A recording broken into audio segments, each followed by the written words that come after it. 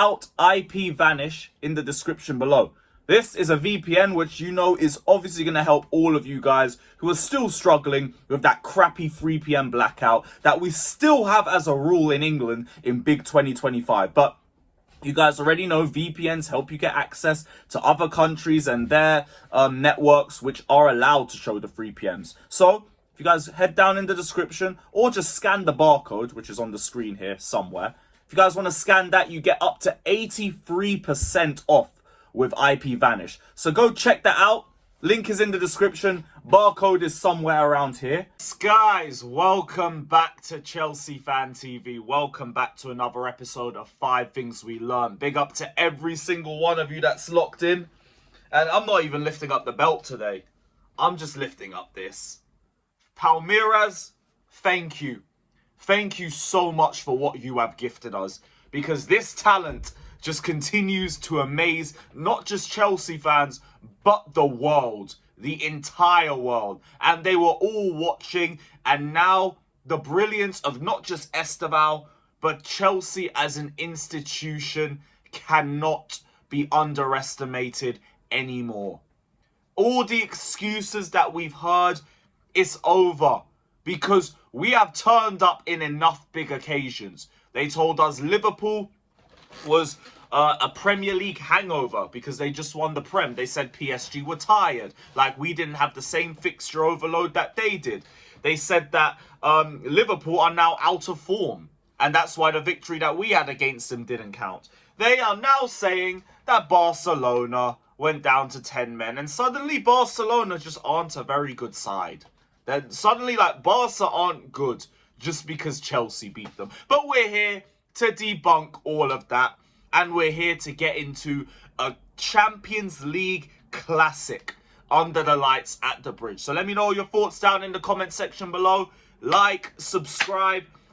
And it's hard to make 5 points about this, because I could really talk about every player in isolation.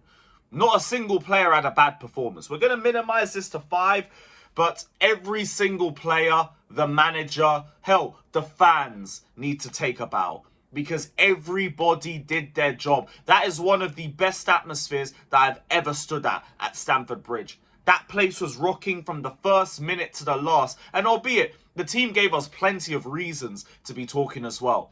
But it's about us doing our job and like making Stamford Bridge the fortress that we've asked it to be from the last years of the Roman era. Or hell, even the first years of the Roman era. And like Chelsea were on to Barcelona from the start. They had a big chance that could have really changed the trajectory of the game. Or at least made it a little bit more even and given Barca a bit of momentum. But Ferran Torres misses his chance, and he's going to be having sleepless nights about that, because Barca never had any look into our box after that point. Every single time we had the ball, we were pressing. Well, when they had the ball, we were pressing them. Every time we had the ball, it took us 2 or 3 passes to find our way through their high line. Barca did not have an answer for Chelsea tactically, and this leads to my first point. All this Enzo Maresca criticism and slander, well, criticism is fine, but all this slander, all this, I still see people in my mentions talking about Pochettino in big November 2025. I don't understand it. But if you're still a Maresca hater, touch grass. Because I don't know what more you could be asking for at this point. We've got trophies, we've got big game performances, we've got big game results. We're sitting second in the league, competing for the title like we've wanted Chelsea to be back doing. It's okay to say that you're wrong. It's okay. I've said it a couple times too. People always say, oh, Lewis never admits that he's wrong. I called Lukaku a whole ass R9 back in the day. I said bringing in Lampard after Potter wouldn't be as bad because it was vibes. It was not vibes. It was actually worse than Potter. We all make mistakes. To the Maresca outers, you've made big mistakes. Humble yourselves, apologise, and let's all get back together on the same ship, pushing Chelsea forward. Because I don't get why we're having this infighting over the manager who's got us where we are without Cole Palmer. As early as 8 months ago, if we lost Cole Palmer, we're finished. Now, look what we're doing without him. This entire game was all Chelsea. We had Barcelona picking the ball out of their net 7 times. 7 times in game. And I'm meant to believe that the squad's not good enough and the manager's not good enough. Not hearing it. This team can compete against anybody. This team can beat anybody. This team can win anything. And we haven't even got our best playmaker back. That's how solid our team is now. Wesley Fofana, the next point I want to bring in. This brother is transforming our defence. And every time he plays, Trevor Chalobah just looks that much more competent. Him and Chalobah did an amazing job at marking Lewandowski out of the game. They could barely get the ball to him. Each one of them were blocking passing lanes for fun. Trevor Chalobah was more of the quieter one, but I prefer that. His job was very simple. Get Chelsea out of pressure by playing it back to Robert Sanchez and let Sanchez go long so we can attack their high line. He kept his job simple, and when his job is simple, his job is effective. Because Fofana was the one stepping out. Fofana was the one being the aggressive one, the quick-minded one. And when it's Fofana leading that back line, we can win anything. We can win anything with him. Losing Levi Colwill is obviously a pain, and we'd be a lot better with him in the team. But as long as one or Fofana or Colwill is there, we are good enough, guys. We are more than good enough. Point number 3. Who are we going to go to now? As much as I'd love to talk about Moises Caicedo bossed the game. And this weren't even one of his top performances, you know. I'd look at this game and say, by Caicedo's standards, I've probably seen a lot of better performances. And he was still top class. But that's why we got to talk about Enzo Fernandez. This brother was controlling everything. Our entire game was flowing through him. Be it him running through players, be it him holding up the ball and spreading it to try and like spread out Barca's line even more. If it weren't him getting on the end of so many chances, even if they were so wrongly ruled out offside, it was him getting assists, setting up the lap, trying to set up Garnacho. He was all over that midfield, and everything that we were doing went through Enzo. Like, I know he had a slow start to the season, but I'm really just of the idea that he's one of these players that's just gonna have slow starts. And the good thing is, which segues perfectly to my next point, when you have an asset like Andre Santos, I don't have to worry about that. Bringing on Andre Santos is a damn cheat code. It's ridiculous. Do you know how many attacks got started by him just intercepting the ball?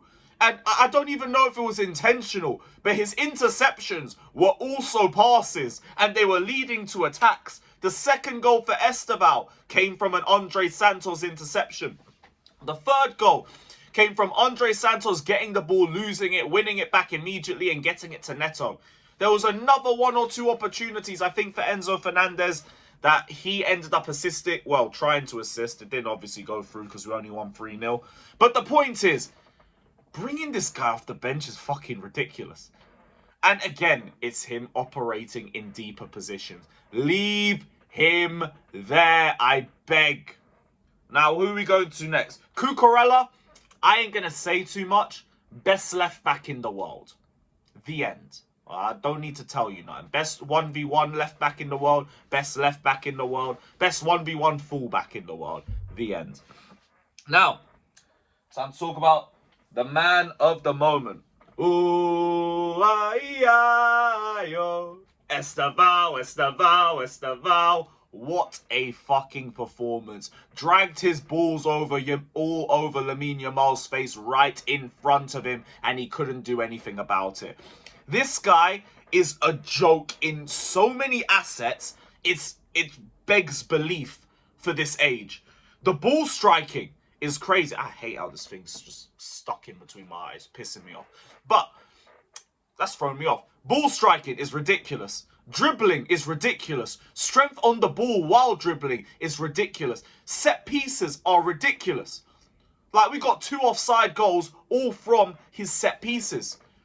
And every single one that he puts into the box is a threat. Yo, we really lost Cole Palmer and respawned the Brazilian version. He's fucking ridiculous, this kid. And, like, one thing I want to say, this might be my 6th point now. And Maresca can do whatever he wants and whatever, I'll trust him. But all I want to say is we shouldn't really be thinking about rotation too much going into Sunday. Because, like, we've got about 5 days now. We're going from Tuesday to Sunday. Arsenal are playing tonight. We don't need to rotate like that. I'd like to see a very similar 11. You might bring in Tosin because we might need a bit more aerial threat. But bar that, I would like to see Esteval starting again. João Pedro didn't even play, so he's going to go back into the lineup. That's crazy in itself.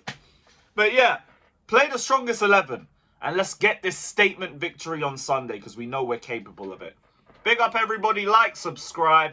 Let me know all your thoughts down in the comments. Up the channel. Drop my mic.